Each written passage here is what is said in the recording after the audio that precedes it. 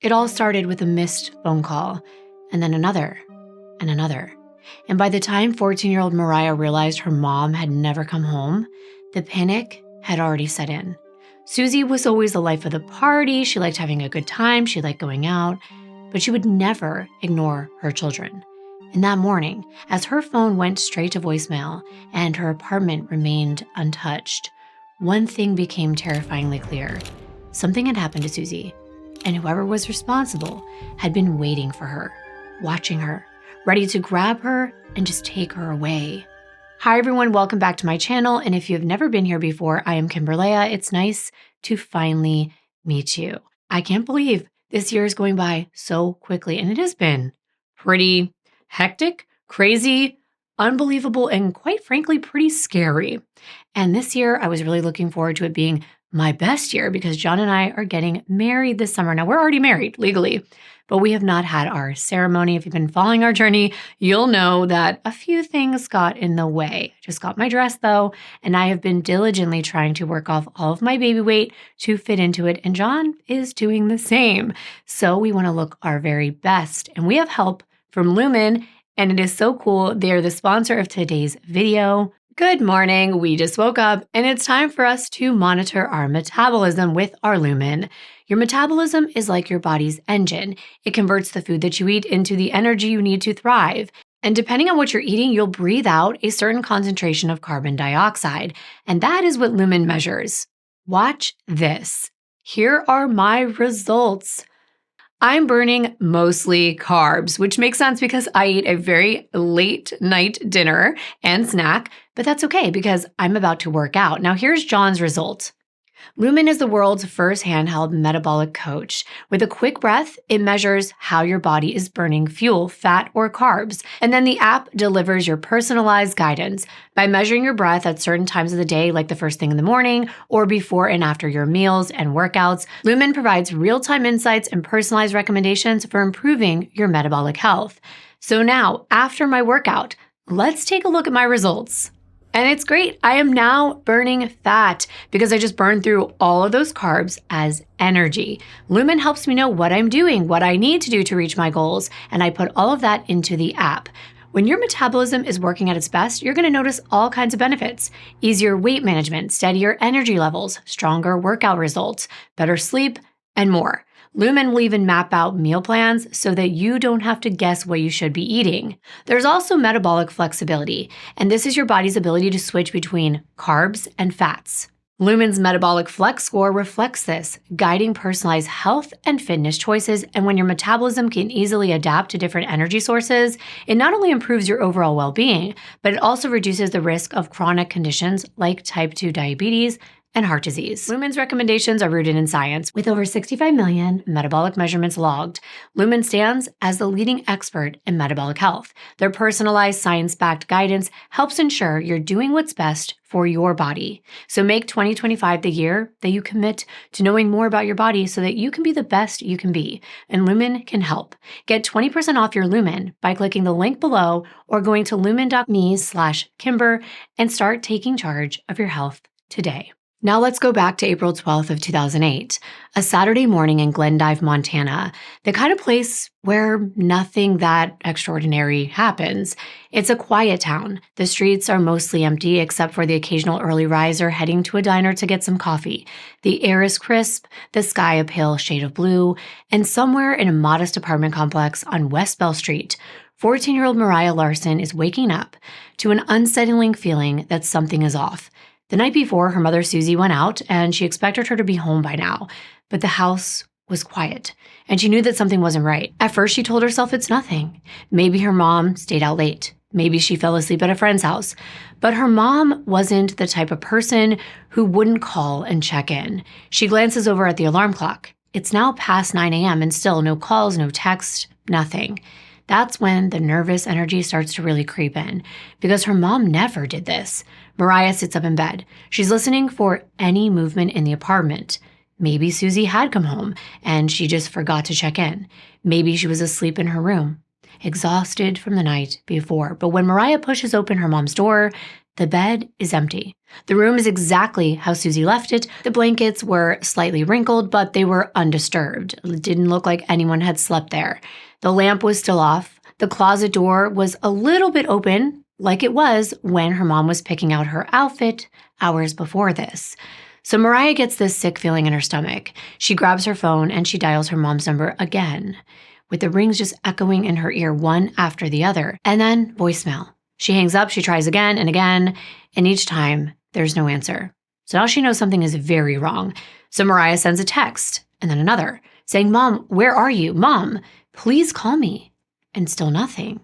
Long before she became the center of this small-town mystery, Susan Marie Lymanson, who went by Susie, was vibrant, energetic, and the one who never shied away from taking the spotlight. She was born on January 3rd of 1974 in Wolf Point, Montana. Susie was the youngest of 6 in the Lymanson family, a household bursting at the seams with love, chaos, and small-town charm.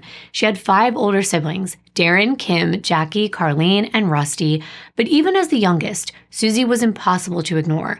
In the tiny town of Circle, Montana, a place with only about 600 residents, everyone knew the Lymansons because their father, Jack, was the undersheriff, which gave their family a well-respected but a scrutinized position in the town.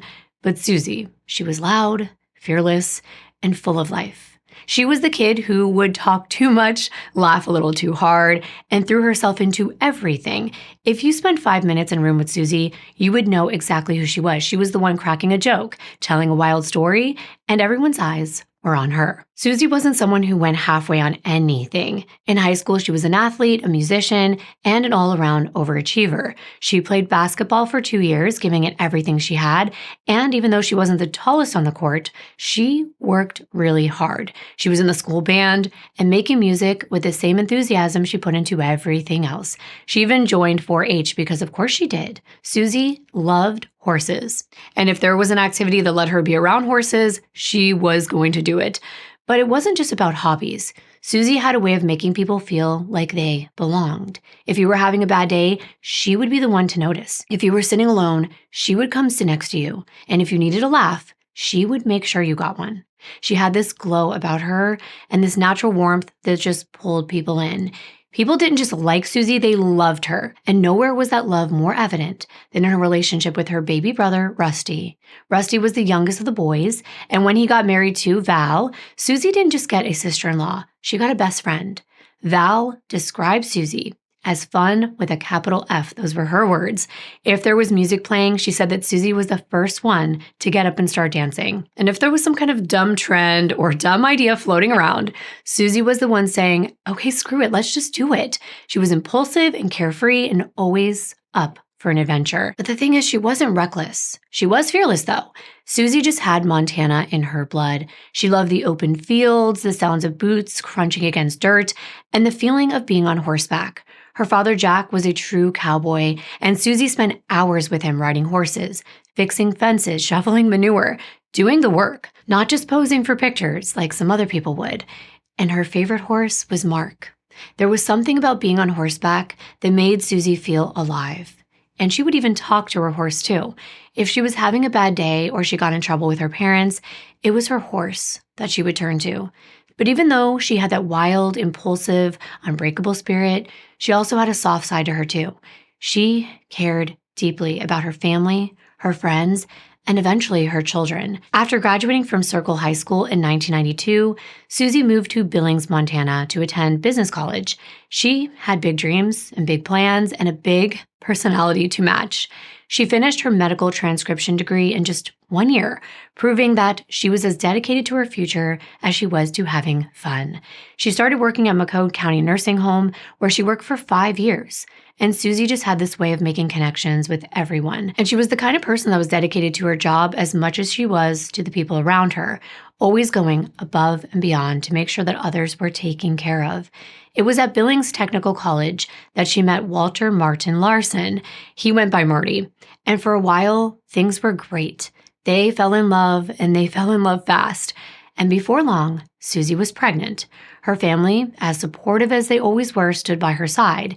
And in 1993, she and Marty had a wedding in Circle, Montana, Susie's hometown. And it was a big wedding. It was the kind of wedding that brought the whole town together. And that's what you did back then, by the way. You got married if you were expecting a baby. It was expected of you. But they were in love too. And the same year, on October 25th, Susie gave birth to her first child, Mariah Storm. And if Susie thought that she had loved fearlessly before, nothing compared to the love she had for her daughter. She was just so excited to become a mother. And a few years later, she had a son named Shay. But love stories don't always have happy endings. We know that. And as time went on, things between Susie and Marty unraveled. Marty had a really hard time finding full-time work. So Susie was working 3 part-time jobs to make ends meet, and she was raising their children. So of course, things started to wear on Susie. And by the late 1990s, they were divorced. And then Marty walked away. No child support, no contact with Mariah and Shay. He was just gone. And Susie was left to raise them on her own. But if anyone could take on single motherhood with grace, it was Susie. She remained fiercely committed to her children. Susie wasn't the kind of person to let a failed marriage define her. She moved the kids to Glendive, Montana, a town an hour away from her hometown of Circle, and she started fresh. She got a job at Glendive Medical Center, and she formed strong friendships with her coworkers. And not too long after they moved, she met Ted Casey in 1998. Ted was 14 years older than Susie. He was a rancher, a hard worker, someone who understood the Montana way of life. But Ted wasn't just a rancher. He also worked as a custodian at Glendive City Hall. But it was his cowboy lifestyle that captured Susie's attention. And the two quickly discovered that they actually had a lot in common. The night they met, they were acting like teenagers. They were laughing and joking, and then Ted wrote his phone number down on the palm of Susie's hand. Did she call? Yes, she did. And they fell in love fast. Ted had horses, he was secure, and it kind of just made sense. Susie and her kids moved onto the ranch with Ted, and together they built a new family. The same year, in 1998, Susie and Ted got married, and Mariah and Shay began referring to Ted as Dad. And before long, Ted and Susie had 2 daughters of their own, Kiana and Charlie. They had the cutest little curls like their mama. Actually, all of Susie's daughters had big smiles like she did and curly hair, the loose kind of curls that cascade down your back, while Susie's were actually a little tighter. They used to look like the actress from Annie. For a while, life was good for the family, but over the years, cracks started to show. The fun-loving, free-spirited Susie, well, Ted wanted to tame that side of her. It would start small. It was just little things like he didn't want her going out with friends or staying out too late, but then he was keeping tabs on her. And then it got even worse. In November of 2007, during an argument at a bar, Ted lost control. He dumped the beer over Susie's head, and he even slapped her. That night, he was arrested, and he pleaded guilty to misdemeanor domestic battery. Susie was done. By that time, they had been married for about a decade, and she confided in her best friend Val, who, by the way, she was still very close with. Remember, she's Susie's brother Rusty's wife. Well, Susie told Val how Ted was controlling, and now that he had become physical, that was the last straw. She moved out. She got her own place. She relocated to the Ponderosa Apartments on West Bell Street near downtown Glendive. It was more of a retail area, and it was next to a clothing store, a few banks, as well as the Elk Social Club. There were apartments above the retail stores below, and it was a more lively part of town, but it still had the small town charm. Glendive was the kind of place that everyone knew everyone else, and life moved at a little bit of a slower pace. It's surrounded by wide open spaces and the vast Montana prairies just stretching for miles. The Yellowstone River winds its way through town, and people in Glendive take pride in their small town roots. Local gatherings for everything from rodeos to the annual fair. And after the move, Susie started figuring out who she was without Ted. It truly was a new beginning. At 34 years old, she was starting over. And then she disappeared. It was Friday, April 11th of 2008, and Susie was ready to let loose. Here she was newly separated and trying to reclaim her independence after so many years of marriage that felt like she was trapped. That night she did what so many do when they're trying to move forward. She got dressed up, she put her makeup on, and she made plans with friends and stepped out into the night. She had no idea that night would be her last. It was a normal Friday night. At first, Susie started the night like any other mom, juggling work and life and kids. She dropped off her 2 youngest daughters, Kiana, who was 8, and Charlie, who was only 6, at her ex's house, Ted Casey. He was still legally her husband, but their marriage was over. This was just a custody arrangement, a routine exchange of the children. Her 2 older kids, Mariah, who is now 14, and Shay, who is 12, stayed home at the Ponderosa Apartments. Susie knew they were responsible, mature, and they would be safe. With her kids now accounted for, Susie was free to enjoy a few hours to herself, and she planned to. Her destination? Linda Gay's house. Linda was a friend and coworker at Glendive Medical Center, and that night, they had something to celebrate because Linda had just finished chemotherapy. It was just supposed to be a few drinks, a night to laugh, and just forget about stress for a while. But Susie's phone would not stop ringing. She kept getting distracted. The calls wouldn't stop throughout the entire night. Her phone just kept lighting up again and again. Who was calling her? Well, at first it was actually Ted Casey. No one knows exactly what he wanted, whether it was about their kids, about Susie's plans, or something else entirely. But what we do know is that he was persistent. Was he just trying to check in? Maybe. Or maybe it was something else. Maybe it was something darker. And at some point, Susie left Linda's house. Where was she going? Well, that seemed to be the last time anyone saw Susie. Because as I said, when I began this story, Susie never came back home. 14-year-old Mariah was the first to take notice. She expected missed calls, text, something to explain where her mother was, but there was just nothing. And at this point, her 12-year-old brother Shay was wide awake, and he's watching his sister just pace back and forth in their apartment. He doesn't say much at first, maybe because he's still waking up, or maybe because he already could tell, just by the way Mariah looked, that something was wrong. Mariah knew her mom. Susie never let a morning go by without checking in on the kids. No matter how late she stayed out, she always came home. But Mariah and Shay were now leaving voice messages back to back, begging their mom to please come home, or at least let them know she's all right. When they still get no answer, Mariah dials another number, her grandmother, Marlene, who lives a little under an hour away back in Circle. The second Marlene picked up the phone, she knew something was really wrong because Mariah wasn't the kind of person to be very worried, but she could just hear the worry in her voice. She couldn't help it. She tells her grandmother that her mom never came home last night. And it wasn't what Mariah was saying, but how she said it that made Marlene's heart drop. Mariah was mature, she was wise beyond her years, and she wasn't someone who panicked easily. If she was worried, there was a problem.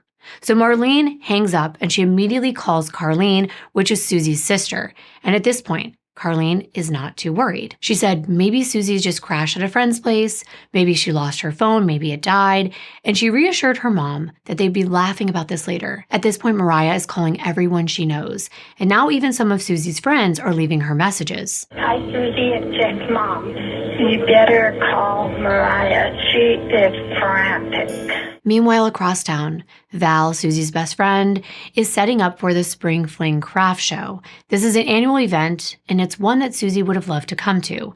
Val was oblivious to the fact that her best friend's family was looking for her, so she reaches for her phone to ask Susie to come hang out. She's already imagining Susie's excitement about this event, so she dials her number. The phone rings once, twice, and she gets no answer. So she leaves a voice message. Hey, it's Valerie. I'm down at Spring Fling. Just wondering if you were coming down. She sets her phone down and she continues working, and at first, Val doesn't think too much of it. Maybe Susie is still sleeping or she's just busy. But as the day went on and there was still no call back, there was this nagging feeling that started creeping in.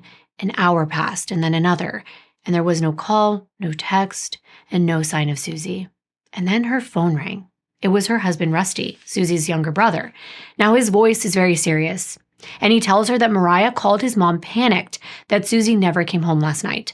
Val quickly hangs up and dials Susie's number again, and it goes straight to voicemail. She tries again, same thing. This time she leaves a frantic message begging Susie to please call her back ASAP. You need to call me back as soon as you get this message. Your dad's freaking out because nobody can find you. Now the panic is setting in because Susie has never ignored calls. Susie was like Val's big sister that she never had. They were that close. So Val hangs up and her heart is pounding, and she switched into what she referred to as detective mode. She knew something was wrong and she was going to do whatever it took to find out what.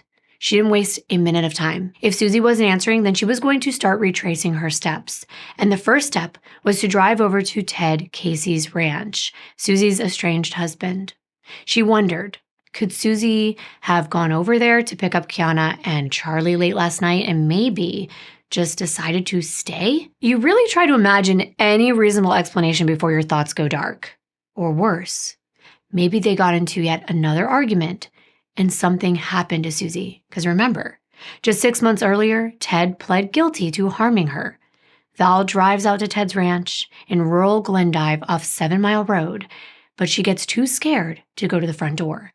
So she turns back, she goes back home to meet with her husband Rusty, and they come up with a plan. The two of them turn back to Mariah hoping that she knew what her mom's plans were that night. All Mariah knew was that Susie mentioned going over Linda Gay's house for drinks. And that's information we already know, plus we know that she left Linda's late last night. But Val needs to know more. She calls Linda, and this is when they get their first lead, I guess you could call it. Linda explained that Susie had been very excited to meet up with a guy she was seeing. Actually, she was already calling him her boyfriend. His name was Brad Holzer, and apparently Susie talked about him all night long, telling Linda that when she left, she was going into town to meet up with him. She left around 10 or 10:30. But who was this Brad person? No one has any idea. But they were hoping that there would be clues inside Susie's apartment. So they head over to the Ponderosa Apartments to do a little investigating. The front door to this building is open to everyone, to the public. It leads up a flight of stairs, and that's actually where the doors are to each and every unit. Once inside, they see kids' shoes scattered around the hall. Totally normal scene. The place was exactly how Susie had left it. It's lived in. There's a laundry basket on the floor. The kitchen is in a state of being a place where 4 kids eat, and a single mom is too busy to clean up right away. It was messy. The kids had been fending for themselves for hours. Toys, empty food containers were littering the living room. But there was no sign of Susie, no sign that she had been there all that day. And by 4:00 p.m., Susie's family could no longer pretend that this was just a misunderstanding. Val and Rusty head over to the Dawson County Law Enforcement Center where the Glendive Police Department was located, which was only about 5 minutes away. They walked in and they reported Susie missing. Now, most times when the circumstances are surrounding a missing person and they include a full-blown adult, the police are slow to act because they just assume they've left on their own accord. But Glendive was a small town, and the officers actually knew Susie, especially since the altercation that occurred just 6 months earlier with Ted. Officers knew that Susie would not just disappear without a word, especially not when her kids were waiting for her to come home. They took her absence seriously from the very beginning. Their initial stop was the Ponderosa Apartments, and the first thing that caught their attention was Susie's black Chevy Trailblazer. It was still parked out front. They have as much information as you do right now, so they figure if Susie went to meet up with this Brad guy, she would have been driving her car, right? So did that mean she came back to her apartment and then she went missing? They did a quick walkthrough, but didn't see anything out of the ordinary inside. So their next stop was Brad's house, the guy that Susie was supposedly dating. And it turns out Brad and Susie dated back in high school, and recently they rekindled their high school romance after Susie moved out of Ted's house. Officer Ulbrich, as well as Val and Rusty, drove over to Brad's house, and there was a small part of them that believed that Susie might just be inside, and maybe she just wasn't answering her phone. When they arrived, though, there was a different woman inside the house with Brad. It was actually his wife. And immediately, this put detectives on guard. A married man having an affair, and now the woman he's having an affair with was missing. This could also mean there was a motive to hurt her, that his wife might have something to do with this. Maybe she found out about the affair. But of course, they were jumping to conclusions a little too quickly. In fact, Brad was also legally married like Susie, but was separated from his wife even though she was still living there. They were both free to see other people. So Val jumped in and she asked Brad, "Where's Susie?" By now, he had been informed that she never made it home last night. And he was like, "What? What do you mean she never made it home? I was the one that dropped her off at her place at 5 a.m. And at this point, they can't tell if Brad is telling the truth or not. And it still raised a red flag. And they asked Brad to come down to the station for a formal recorded interview. Once at the station, Brad explained he and Susie reconnected 3 weeks ago on St. Patrick's Day. They'd been hanging out at a bar, and Brad said he felt a tap on his shoulder. He turned around to see a smiling Susie right behind him, and he recognized her right away. She looked just like she did when they dated many, many years ago when she was 16 and he was 19. Brad gave what seemed to be a detailed account of the night before, that he went over to Susie's apartment and picked her up around 11 or 11:30 p.m., and they drove out to a place called the Intake. Now, this is a very secluded spot near the Yellowstone River. It's a fishing spot. It's 17 miles north. But why so far? Was it for privacy? Was it for romance? I don't know. But he did say they parked there and they just talked and talked for hours. They drank some alcohol, they kissed, they got a little romantic, and they just hung out until he drove her back at 5 a.m. I was kind of thinking, that's a long time to just be hanging out in a car. But then again, I think time kind of flies when you're having a good time, right? But this is Brad's story. Then he said when he got to Susie's Ponderosa apartment building, he parked across the street and they made out for a little while. They said their goodbyes. And the last time he saw her, she was jumping out of his truck, wearing his white hoodie with her black leather jacket draped over her arm and her bra in her hand. She was walking to her door, which was only about 20 steps away. But he never actually saw her go inside, according to this account. He said he just drove off while she was taking those 20 steps to her front door. He said he went straight home and got into bed and fell asleep. Well, that's kind of convenient, isn't it? That he's the last person to see her, but he doesn't even wait until she's safely inside her home. And of course, that's one of the first questions they asked Brad. Why leave her alone? He said there was no one around. It was a safe area that he knew well, or so he thought. He didn't think there was anything to worry about. But I'm thinking, unless he was the one that Susie needed to worry about. No one even locked their doors in this town. But this all sounds a little suspicious. The fact that he admitted to being with her, driving out to this very remote area, almost sounds like a reason that they might find her DNA in those locations, like he was trying to create an alibi to cover his own tracks. But he has his suspicions of his own. He points the finger at Ted Casey, Susie's estranged husband. Besides the obvious reasons, him being her ex, there was something else. The morning of their date, on April 11th at 7:28 a.m., Brad said that he got a very strange email. Now, it had to be from Ted, he said. It read, "How's your girlfriend? How does your wife feel about it?" But it was from a supposed Denise Johnson. It wasn't a name he had ever heard before. And now this sounds like a very tangled web. A love triangle, or something going on between many different people. And Brad wrote back. He actually responded with, "Not that it's any of your concern, but my wife hasn't given a shit about me since October." It's not much to go on at this point, but their next step is to locate Ted Casey, and they give him a call. Ted let them know that he's actually out of town for a rodeo at the moment, but he will be back a couple days on Monday the 14th, and then he would stop by and talk to them. He seemed ready to cooperate, willing to give a statement and tell them anything he knew. But the detective certainly found it suspicious that he was conveniently out of town the day his wife is now missing, his estranged wife. But at this point, there wasn't much they could do other than finish processing Susie's apartment. This actually did yield some evidence, but not from inside. Montana Division of Criminal Investigation is sent over to Ponderosa Apartments, and they recorded videos of what the apartment looked like inside. They also took a number of photos. And then they moved to the exterior. Now, this is a brick building with an alley on the left side and in the back, and that is when they saw it.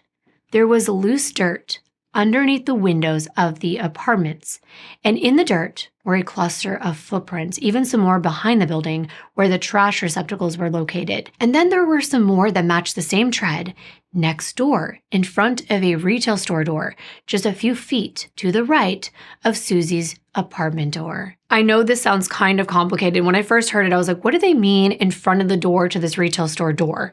So there was a little alcove there.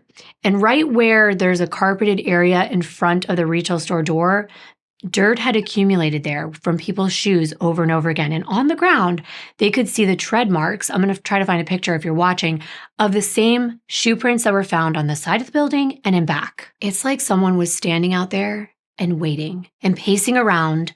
Maybe they were looking for someone or they were watching someone, and that someone could be Susie. Maybe they were watching her and they grabbed her. There was also a gravel parking lot out back, and this told an even darker story. There were drag marks, long, deep grooves in the gravel like a body had been pulled through it as they were thrashing around and clawing at the ground. We know that Brad insisted he dropped Susie off across the street in the front of the building, and she was about halfway across the street, walking in the direction of her front door when he left. So this means, had someone else been waiting and took her and dragged her away?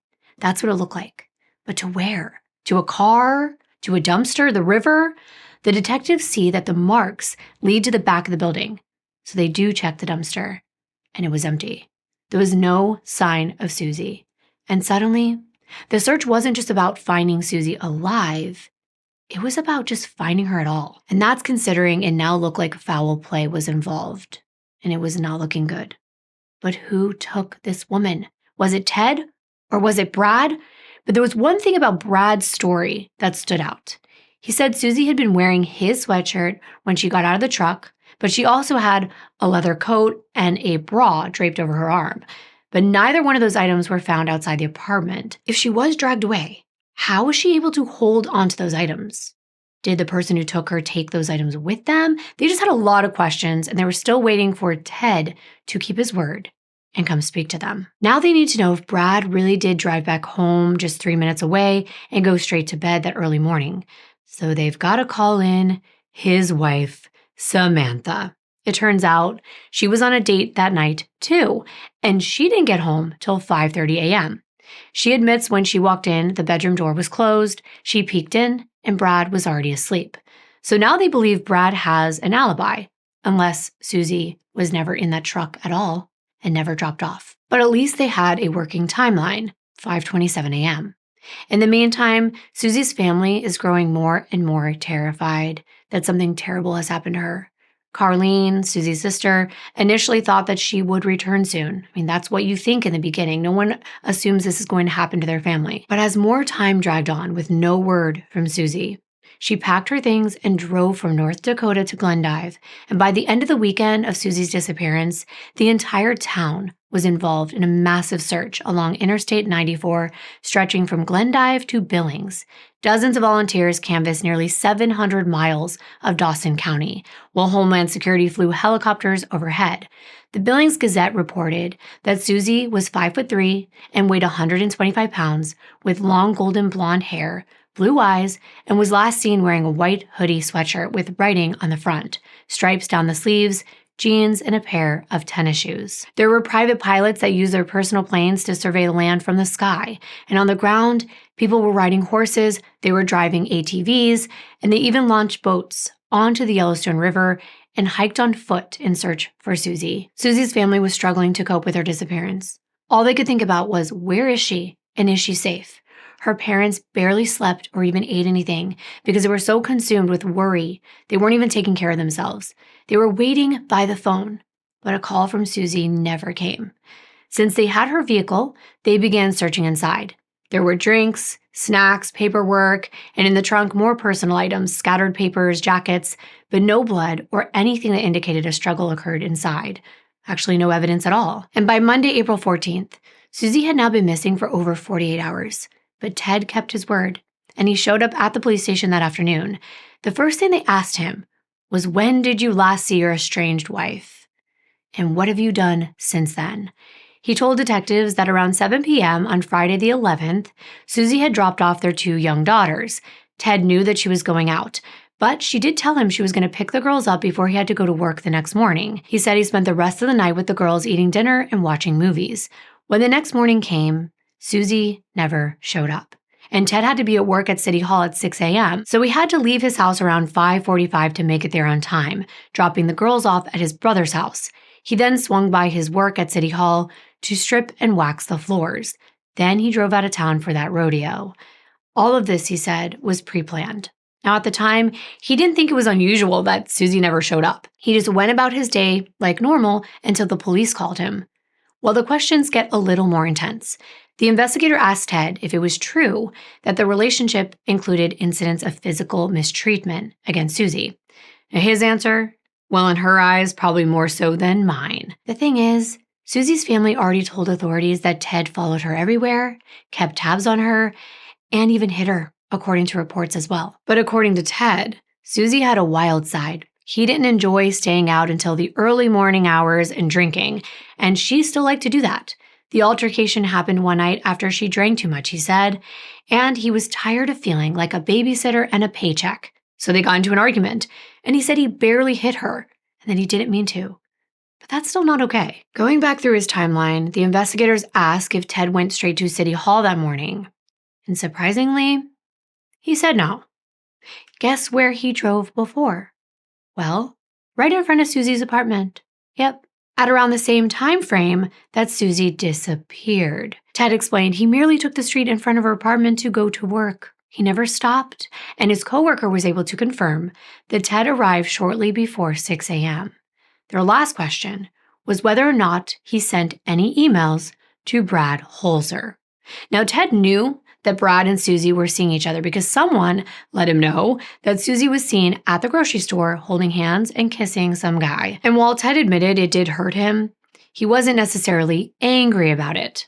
He was also adamant that he doesn't have a second email address and he did not email Brad. But he said he actually got a weird phone call around 9 p.m. Someone called and said that Brad Holzer was screwing his wife. And then the caller just hung up. Ted said he quickly called Susie and he confronted her asking, why is someone calling me about this Brad guy, that you're sleeping with him? She said, no, I'm not sleeping with him. I would never do that. I'm not cheating on you. Because remember, they're legally still married. Of course, this is all according to Ted. Then Ted said he told her, you know, I'm still your husband, right? Even though we're not living together. And he hung up on her. Now, I'm just going to say that I would assume this was not a calm conversation. I'm sure it was heated. And recall that Linda said Ted called a few times that night. Ted also admitted that when he was informed that Susie hadn't made it home, he called her and he left a message of his own, now accusing her of it being true, that she was sleeping with someone.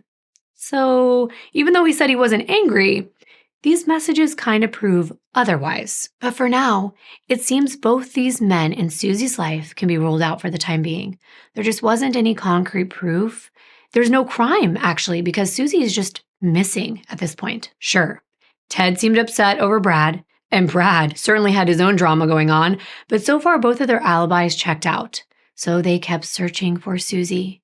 But now this meant whoever took her had been waiting for her, had to have known where she lived, and had somehow intercepted her in those few steps between Brad's truck to her front door. The investigators wondered if they were connected to the strange email that Brad got and the call that Ted received, so they had to dig deeper. But sadly, now that the days were going by, Susie's kids were without their mother. The two older, Mariah and Shay, went to stay with Rusty and Val, while the younger two went back to their biological father, Ted. It was a lot for these children, especially for Mariah, who felt absolutely lost without her mother. They decided to gather even more information about Susie by pulling her Verizon wireless cell phone records. Anyone who knew Susie described her phone as her lifeline, like many of us. So police knew they might find something very essential in her call log. When they gained access, they found the usual calls that they expected to see from all of her concerned family members and friends and loved ones. The number of calls increased at around the time that everyone realized that Susie was missing, and each call painted a picture of a woman who was truly loved and cared about, with everyone just pleading for her to please come home. But there was one number that stood out to detectives, an unknown number that had called Susie 29 times. But what was unusual was that the calls had started the night of the 11th before anyone knew that something was wrong. When these calls started, Susie would have been out on a date with Brad, and the records showed she didn't answer the phone. Less than 4 hours from 12:30 in the morning to 5:45 in the morning on the night she disappeared, someone had called and they left over 20 voicemails. However, since Susie's phone was missing along with her, the detectives had no way of immediately determining who had placed those calls and what those messages said. But that's quite excessive, don't you think? I mean, leaving 20 voicemails, the same person calling over and over again, especially before anyone knew that she was missing. But then a breakthrough came when Susie's brother Rusty and his wife Val spoke to Mariah, Susie's daughter. Mariah revealed she knew her mom's password, the one you actually call on the phone and then type in and then it will play the messages. She could get access to those voicemails. So with her help, the police began listening to each and every one. And among them was the heartbreaking message from Mariah herself, left after she woke up on April 12th and found her mother was gone. She's like, "Mommy, please come home." But as they kept listening, they finally heard one from the number that was calling repeatedly. It was the voice of a man. At first, he's asking if she's arrived safely with friends. This was earlier in the night, just after midnight. But as time went on, the messages got more frantic. They were more intense about how worried he was, how she wasn't answering, that everyone was now worried about her. It did sound similar to the messages she got from other people, but let's listen. "Please, everybody is very worried about you. Please call me. I'm worried. Please let me know that you're okay." It seems like this man is really concerned, but who is he? Investigators don't have to wait long because Mariah actually recognized his voice.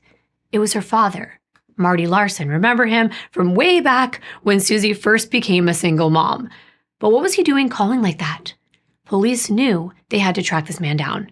If he wasn't a suspect, they at least had to know why he was so worried about Susie before anyone else was.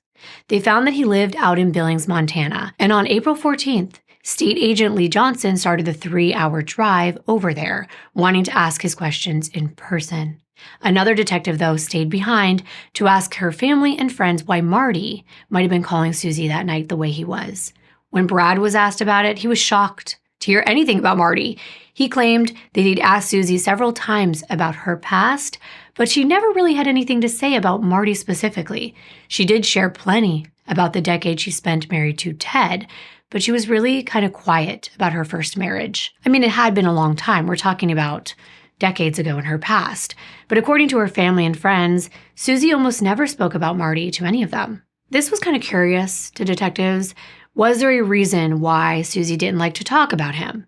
Well, I'll tell you one reason. As detectives at the Glendive Police Department investigated Marty's background, they discovered a significant event from back in 1998. It was a decade ago, but Marty Larson had been arrested around 3 a.m. near Susie's home where she was living with Ted Casey. Earlier that evening, the couple had reported a prowler, and they identified him as possibly being Marty. This is when Marty and Susie had recently broken up and she was seeing Ted. After they reported someone sneaking around the house, an officer found Marty's car parked nearby. It was empty, and the keys were in the ignition. But then a few minutes later, the officer returned to find the keys still in place, but now there was a shotgun inside the vehicle. So he calls for backup, and he sees Marty coming back to the car and attempting to drive away, and he was arrested. However, when they did search Marty's car, it revealed that the shotgun wasn't even loaded, but there were several shells found inside the car. So because of this, Marty was charged with multiple misdemeanors, including trespassing, stalking, and criminal mischief. And as a result, he was given a lifetime restraining order against his ex-wife, Susie. I had actually never heard of a lifetime restraining order. Let me know if you have, because I was like, wow, there are so many sad stories where I wish this would have been the case because a lot of them expired and then things went wrong.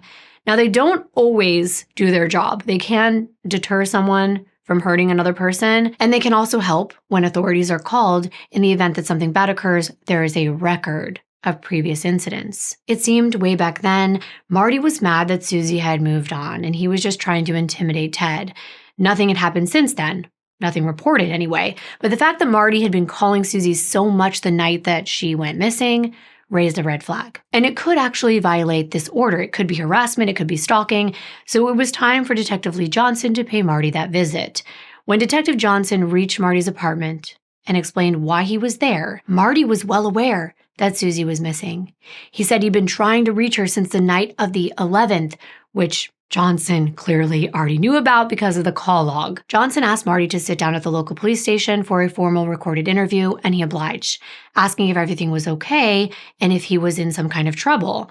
They said Susie was missing, and no, he was not under arrest or anything, and he wasn't being charged with a crime. They just had to gather more information. Johnson wanted to know why Marty had made so many calls to his ex-wife from over a decade ago, and Marty explained that he and Susie were actually planning to get back together. He said about a year earlier, his daughter Mariah had found him on Facebook, and they reconnected. Susie decided it was time that her children got to know their father, and she reopened communication with him. Initially, it was for the sake of the children, but as time went by, their relationship grew to something more. Marty said they fell in love again.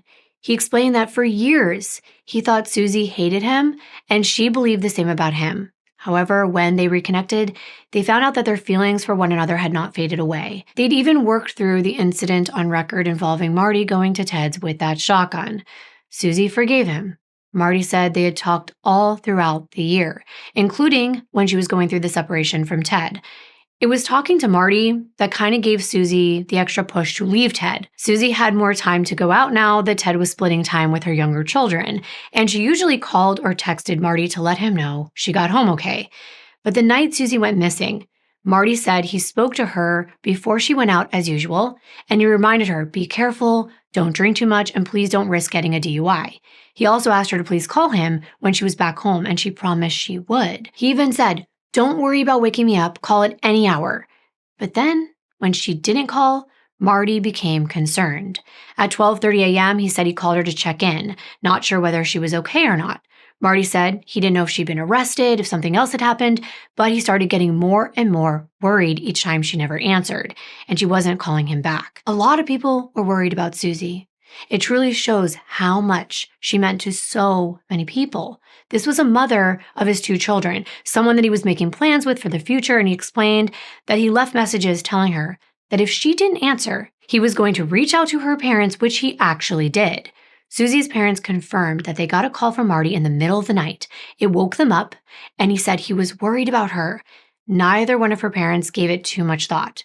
They admitted they were both aware that her daughter reconnected with him in the recent months, and they weren't thrilled about it because they knew about their past, but they were both adults. They were free to do whatever they wanted.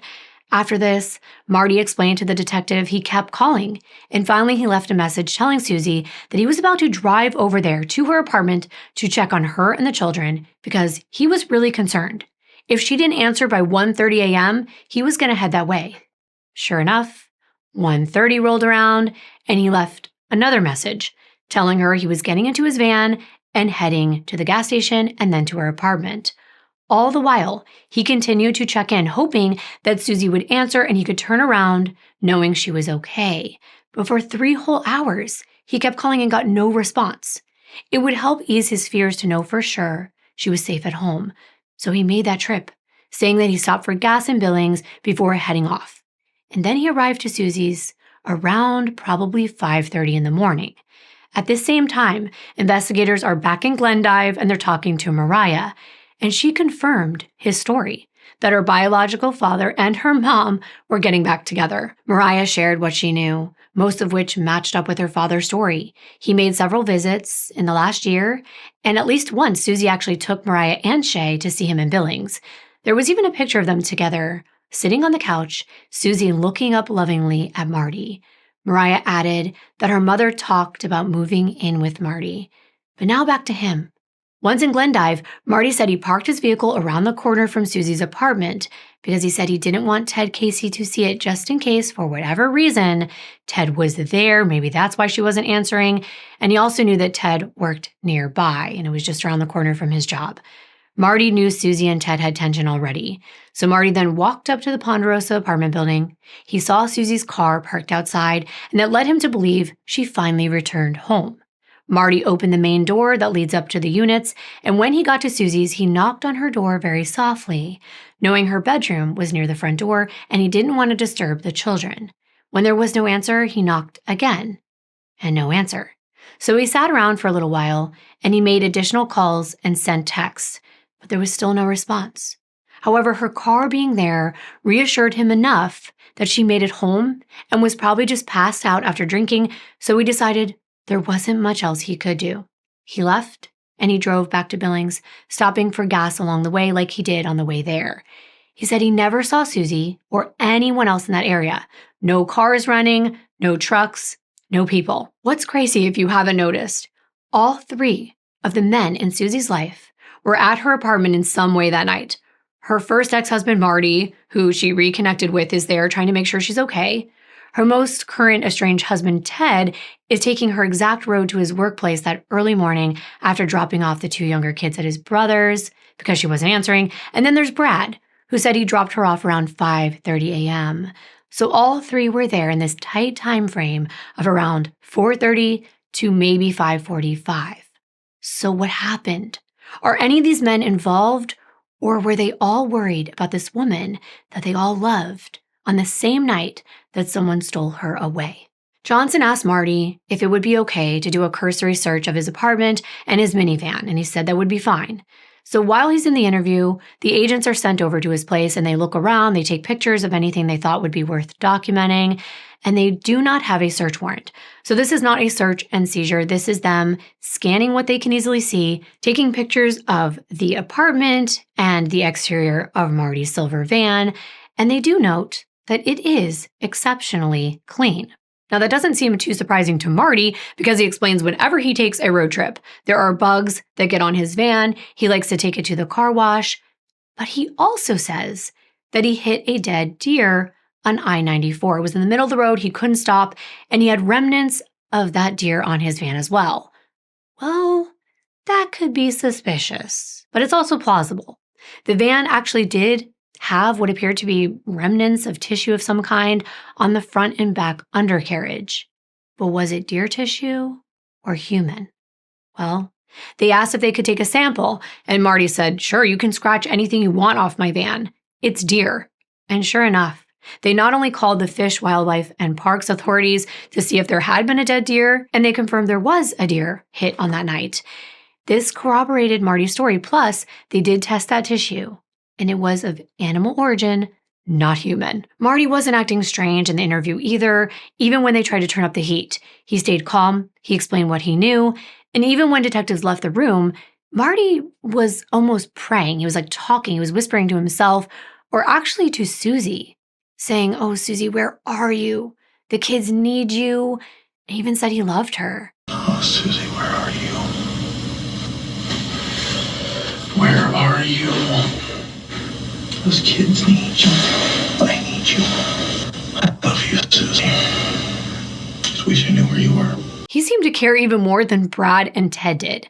Investigators even found receipts in his trash to corroborate his trip. There were a couple from gas stations that were time-stamped, as well as an interesting note.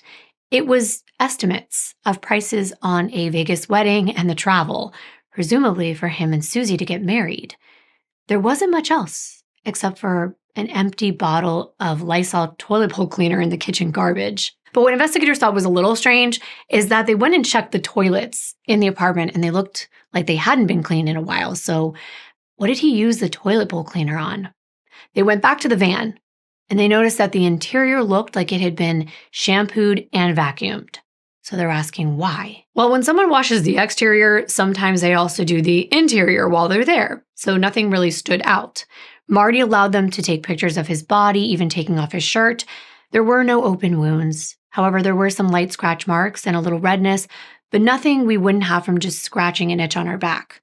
The detectives also took note of Marty's outfit during the interview: jeans, a white t-shirt, and New Balance shoes. Marty said those were the shoes he had worn when he drove from Billings to Susie's apartment. And when detectives compared the tread pattern on his shoes to the ones found outside of Susie's apartment, they were not a match. Finally, Detective Johnson asked Marty if he knew a guy named Brad Holzer. Marty said he did not. Detective Johnson thanked him, and then he was free to go. They do go and confirm Marty's story with the phone records, and they matched. It showed that he was initially in Billings calling Susie's phone, and it pinged off of towers from Billings to Glendive and then back the very same night. And because of the restraining order, they now had probable cause to do an actual search, so they get a search warrant. And this meant they could do a more extensive search of Marty's silver minivan. When they did examine the interior, they noticed heavy condensation on the windshield and on the window surfaces. Now, I didn't really know what this meant to them, why it raised any red flags, but what they said was that it looked like someone had cleaned with a hose or like a pressure washer on the inside of the van. And that seemed odd. The carpets in the cargo area were visibly wet, and they had scrub marks streaked across the back, suggesting that there was actually an intense cleaning effort. And that did look suspicious. But of course, despite this extensive cleaning, one thing had remained: a single 9-inch long blondish gold hair found in that cargo area. And it seemed to match Susie's. But here's the thing. They had hung out in the past few months, and you know how easy it is for hair to fall off, get on your clothing, on your socks, but it was still collected, and they needed to do further examination. Then it was time to collect footage from the gas stations that Marty had said he visited. They did a cross-reference with the receipts, and sure enough, he was seen on video getting gas and paying inside. Johnson was satisfied for the time being that Marty's story checked out. Now, Marty was by no means checked off the potential suspect list, but neither were the other two men. All three of them had potential motives and the time to hurt Susie. However, in no part of their investigation could they find answers to what happened to Susie. They had their theories, but they couldn't locate her anywhere. Then on April 21st, just a couple weeks after Susie disappeared, a fisherman made a discovery while walking along the riverbank of the Yellowstone River in Miles City. He came across a checkbook. It was lying in the grass, and the checkbook was in pretty bad shape. It was worn and damaged, and it has Susie's name on it. Well, obviously, this raised a lot of red flags. It seemed like something bad had happened to Susie, and the river could have been used to hide what really went down. This find only added more questions to the mix and made the investigation even more intense, with the river now becoming a focal point in their search for more answers. The Yellowstone River is vast, it's winding, it's an unpredictable force that carves its way through Montana, swallowing secrets along with its currents. And for 3 weeks, search teams had been combing every inch of Glendive, hoping for any sign of Susie Casey. And while Susie remained missing, the staff at the local medical center where she worked, they were displaying yellow ribbons around the building in her honor. The ribbons were a symbol of hope and solidarity. They were quiet gestures to show support for Susie's family and to keep her memory alive during the ongoing search. And then her case eventually gained national attention. It appeared on the America's Most Wanted website, and it drew even more eyes to her case. This was a big step in raising awareness, not just locally, but now across the country. They were hoping that someone somewhere might have seen something or heard something, but nothing really cracked open this case. For some people, at this point, they were still holding on to hope that she was alive somewhere out there, hurt, but alive. But on May 6th, almost a month since Susie had vanished, their hopes would be dashed. A research scientist from the Fish and Wildlife Park got in his boat and headed out onto the Yellowstone River. He was out that day to collect some water samples to bring them back to the lab, but instead, he found something else. Floating in the river next to his boat was a body. It was near the dock in Fallon, Montana, which is about 28 miles away from Glendive. He called 911 to report this discovery, and when authorities arrived on scene, they pulled the body out of the water, and it was clear right away it had been there for quite some time. And though no formal identification had been made, they could tell it was a female. And of course, this news traveled so fast. When Susie's family heard this, they knew it had to be her. Dr. Thomas Bennett, a pathologist from Billings, conducted the autopsy and said that Susie had been strangled. He noted she had a broken hyoid bone, which was consistent with manual strangulation, which required significant force. The report confirmed that there was no evidence of drowning, that Susie had already been deceased when her body was placed in the water, likely to destroy any remaining evidence. The condition of her body was consistent with being submerged in the water for the amount of time that she had been missing. Now, this was a homicide investigation. which meant the investigators had more resources at their disposal. They can now take a deeper look at the evidence they already collected and find even more. Something they acquired in the time between Susie going missing and when she was found were 2 CCTV camera footage from nearby buildings near Susie's apartment. One was from an ATM at the U.S. Bank, which was a couple doors down from Susie's front door, and the other was from across the street at Stockman Bank on the corner of the street. The footage from the ATM was grainy, it was low quality, and it was from inside those glass doors to the bank. I gotta admit, I could hardly make out much on this video, and I will be putting it up on the screen for anyone that's watching. The view of the camera is angled across the street towards empty parking spots in front of the Elk Social Club, which is directly across from Susie's apartment building. Now, even though we can't see Susie's door from the vantage point of this camera, you can imagine that it's just behind the bulletin board, so just off frame. But they scrubbed to 4:45 a.m. using Brad's timeline as a starting point, and they're watching closely. After 7 minutes to 4:52 a.m., a pair of headlights illuminate the exterior. The vehicle parks, and then the lights go off. It wasn't until 30 minutes later that a light goes on from inside the vehicle, and then off again. Now, this appeared to be the interior light when someone opens a door. So far, this matches Brad's account of pulling up to Susie's apartment, making out with her, and then hanging out for a bit before she got out. Except maybe he was just a little off in his timeline. It was now 5:27 a.m. After this, the headlights go back on, and the vehicle drives away. If you look closely, it's a light-colored truck, and the footage wasn't clear enough to get a license plate or a face. But Brad indeed owned a silver pickup truck. They don't see a struggle or even a person, not Susie, not Brad, no one. How do they even know that Susie was ever inside that truck or got out?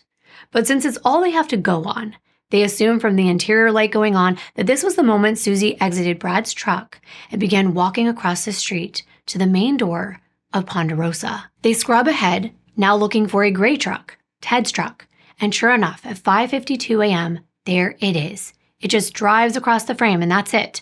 They can't see it stop or interact with anyone. So they go back to the CCTV footage and they cue it up to around 4:25 a.m. to see if now Marty's story would check out. And there it was, driving by at 4:26 a.m., a silver minivan that matches Marty's, and again, matching up to his account. But as they're scrubbing to find out when the minivan leaves, they're a little surprised that they don't see it again until 5:47 a.m. So let's do some math here. Marty said he drove in and parked and was walking up to Susie's around 4:30. Okay, that sinks.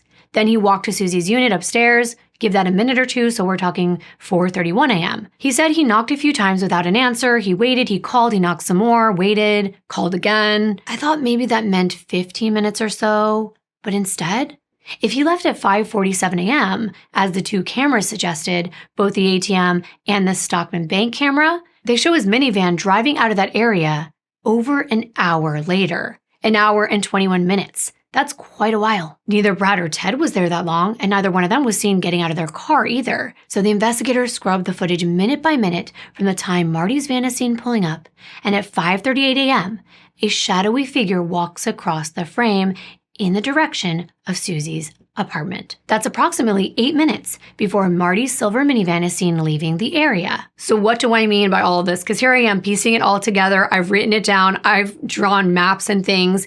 It means if Brad's truck pulled up at 4:52, this meant that Marty was there when Brad was parked in front, making out with Susie at the Ponderosa apartments. They were inside that truck being romantic for almost 30 minutes. And if Susie got out at 5:19 a.m., Marty could have seen her, since we know he's still in that area. As a matter of fact, he could have been there as long as he was because he was watching her, seeing her with another man, now realizing the reason she was ignoring his calls. The theory was that someone intercepted Susie when Brad pulled away, and she was taken in those 20 steps to her front door. Wow.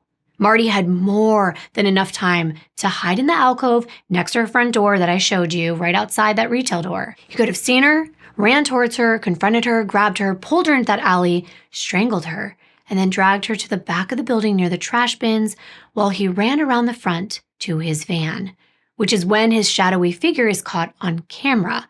And then just a minute later, his van is driving away to that alley. What could he be doing? Maybe putting Susie inside and then driving off to the river. It adds up, doesn't it? He's been jealous before. He believed they were getting back together. She was ignoring his calls. And then he sees her with another man. That is sure to incite rage in this man. This sounds like a slam dunk, but it really isn't. A prosecutor is not going to bank on bank surveillance. It's grainy, it's unclear, but Marty's looking like a prime suspect. So they go back to the gas station footage and examine it more thoroughly. The detectives pulled video footage from the Blue Basket gas station where Marty had stopped during his drive to Glendive. At 1:39 a.m., they see the silver minivan pull in, starting his 3-hour drive. They also check footage from an Exxon gas station about an hour from Glendive, where Marty stopped on his return trip back home in Billings. Here's the thing. With the timeline that Marty gave, he should have arrived at the Exxon at 6:45 a.m. But the camera, focused on the gas pumps, shows cars coming and going from that time all the way until 8:15 a.m. when they finally see the silver minivan, Marty's minivan, pull in. Marty parked beside a pump. He got out, starts filling up, and then he walks across the lot to the store. The detectives watch as Marty paid for his gas and returned to his vehicle. When the detectives switched back to the exterior cameras, they saw that Marty finished pumping and then drives away, but if he had left Glendive at 5:45, as we know he did from the bank cameras, this was only a 70-mile drive to the gas station, yet he doesn't show up at 8:15. The detectives couldn't help but wonder, what had Marty been doing during that missing hour and a half? That time was now unaccounted for. The detectives also took note of Marty's clothing. In the footage, Marty was wearing a white t-shirt and jeans, but instead of the white New Balance sneakers that he claimed to have been wearing, he was in black tennis shoes. This inconsistency raised even more questions. Were those prints his after all? I'm going to say that I would bet on it at this point. But the detectives found something even more interesting about the location where Susie's body was discovered. It was off of Interstate 94 in the Yellowstone River, 27 miles from her apartment, but what caught their attention was the fact that it was along the same route to the gas station where Marty filled up at 8:15 that morning. More evidence. So their case is getting stronger and stronger. Susie's funeral was held on Sunday, May 11th at Zion Lutheran Church, and the next afternoon on May 12th, she was laid to rest in Riverview Cemetery in her hometown of Circle. Those in attendance included her boyfriend, Brad Holzer, and several detectives who were working tirelessly to investigate her homicide. They really needed forensic evidence. They needed blood, DNA, something like that, and unfortunately, they just didn't have it yet. And one reason why was because right after Susie went missing, Marty moved to Arizona, and the police had no way to stop him at the time. They had no solid evidence to hold him, but detectives were certain that Marty was their guy. They just had to prove it. A year after Susie's disappearance, the case remained unsolved, and unfortunately for Susan's family, it would stay that way for many years. But it wasn't without tragedy. I told you that earlier. Rusty, Susie's brother, was having a lot of trouble coping with her loss. He felt guilty for not doing more to protect her, and it consumed him. Rusty even started thinking about taking matters into his own hands, doing what the police and the prosecutors hadn't done yet: get justice. He began making plans to take Marty's life because he was convinced that Marty was responsible for his sister's death. Rusty couldn't let his anger go. It was just consuming him. And eventually, Rusty and Val divorced. Their relationship deteriorated under the strain of everything that had happened, and sadly, on November 5th of 2011, Rusty ended his life. It was another blow to this entire family, especially to Marlene and Jack, who had to bury their youngest son in Circle Cemetery beside their youngest daughter. This family had already been through so much, and Val said she couldn't help but wonder if things went differently, if the investigation had moved faster, if justice had been served sooner than this, if Rusty would still be alive. That same year in 2011, Olivia Reiser was elected as the new county attorney in Glendive, and then in February of 2012, State's Chief Prosecutor Brant Light was appointed to Susie's case, and now was being re-examined. Brant believed there was enough circumstantial evidence to pursue charges against Marty Larson. He met with Susan's family and assured them he would be working on obtaining an arrest warrant for Marty. And at the same time, detectives learned that there were advances in DNA testing, and it might provide them with physical evidence that they needed. Remember that blonde hair found by investigators inside the cargo area of Marty's silver minivan, well, it couldn't be tested back in 2008, but it had been preserved. And now it was sent to a lab in State College, Pennsylvania. Can you guess what the results were? 2 weeks later, the results came back indicating the hair DNA was from Susie's maternal DNA line. It was her hair. So based on this evidence, the Montana Attorney General ruled that there was enough evidence to arrest Marty Larson. And on February 22nd of 2012, a SWAT team in Phoenix arrested Marty Larson as he exited his apartment on his way to work. At the time, they seized a laptop, and guess what? They found records of logins to an email account belonging to a Denise Johnson. Now, I haven't mentioned this name again since telling you about the strange email that Brad had gotten the morning before Susie disappeared, but it's clear now. Marty knew exactly who Brad Holzer was. Marty sent that email. And when they told Marty what he was being charged with, he didn't seem surprised at all. He said, "I knew this was coming." What kind of innocent man says something like that? Well, in his response, it had just been years that he was being targeted. But I think the evidence and his actions speak for themselves. Marty was extradited back to Montana, and he was charged with deliberate homicide. Marty's trial was then set for the spring of 2013, and by May, after Marty's arrest, Susie's family and friends were feeling a sense of hope that justice would finally be served. But tragedy struck again. Susie's daughter Mariah was set to graduate from Circle High School on Sunday, May 20th of 2012. This was a milestone Susie would never get to see. Mariah had been an excellent student. She was in basketball, volleyball, on the football team, and was a proud member of the National Honor Society. She loved horses, particularly her horse Licorice, and she cherished the time she spent riding, talking on the phone with friends, and enjoying family moments. She truly took after her mother.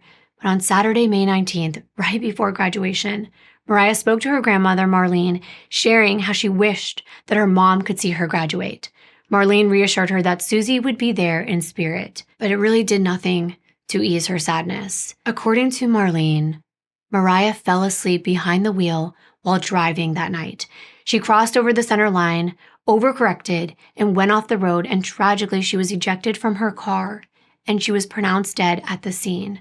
When Marlene called her daughter Carlene to share the heartbreaking news, she was in disbelief. This family, they had Susie's murder, then Rusty was gone, and now Mariah. It was way too much to bear. It was unbelievable. Seeing 3 gravestones together was enough to bring me to tears, and I'm not even their family, so I can just imagine all of this tragedy and heartbreak. And if Susie weren't killed like she was, her family believes that Rusty and Mariah would still be here. They blame it all on Marty. His trial began in late March of 2013, and when he walked into that courtroom, everyone in there just gasped because he lost over 75 pounds. He looked like a completely different person. Later, the state actually argued that Marty's drastic physical transformation from a 210-pound man at the time of Susan's disappearance to his current weight of 150 pounds was actually an attempt to distance himself from the figure seen on that bank ATM video. The prosecution had a clear story to tell the jury. Marty was obsessed with Susie. He always had been. He was when they broke up in 1998, and he was 10 years later. Susie reconnected with Marty for the sake of her children. Could they have rekindled their romance? Maybe. But for one reason or another, she decided to end things again. Mariah had even said in the weeks leading up to her mother's death, she had kind of stopped talking to Marty. He didn't handle rejection well the first time, and he wasn't doing any better the second time around. The night of April 11th, he learned that Susan was out seeing Brad, and he drove all that way to see it for himself, to catch her in the act or simply confront her. But when he arrived, he got more than he bargained for. His ex-wife was hooking up with another man for over half an hour. The longer it went on, the more enraged he became. She even exited the truck with her bra in her hand. He couldn't stand the idea of her moving on, and he snapped. And the second she was alone, he attacked her. He then dragged her body over to the dumpsters, backed his car up to that spot, hidden from view, placed her in the truck, and before he headed back to Billings, he stopped at the Yellowstone River and threw her in. He thought he'd gotten away with it until the river brought her back. Marty's lawyers tried everything to shift blame. They pointed the finger at Ted Casey, the violent, controlling husband, and they claimed the prosecution had no direct evidence just circumstantial. Marty took the stand in his own defense and denied everything, but the jury wasn't buying it. It took them 5 hours, and then the verdict was read. Marty Larson was found guilty, and he was sentenced to 110 years in prison. He would have to serve 3 decades before being considered for parole, and rightfully so. Since he was sentenced in 2012, this means that as early as 2042, Marty Larson will be eligible to live outside of prison walls, and let's hope not. For Susie, for Rusty, for Mariah, and so many other innocent people out there. This case isn't just about a murder. It's about obsession, control, and the kind of jealousy that turns dangerous and deadly. Marty couldn't stand losing Susie. And so in his twisted mind, if he couldn't have her, then no one could. Susie's murder is not an isolated case, and I wish it was, but thousands of women every year are killed by their current or former partners who refuse to let them go. 1 in 3 women experience intimate partner violence in their lifetime. Every day in the US, 3 women are killed by an intimate partner. Leaving is often the most dangerous time. Susie was in the process of leaving, of moving on, and that's when Marty made his final deadly move. This case is another reminder that sometimes the biggest threats don't come from strangers. They come from the people that we once loved and trusted. If there's one thing to take away from Susie's story, it's this. Love should never feel like a trap. And when it does, set up a safe plan to get away. I'm going to leave some very valuable resources below if you need help. If you're in a situation like this or you know someone that is, please be safe. Thank you so much for being here for Susie's story. Leave your comments below. I try to read each and every one if I can, and I will see you in my next video. Bye.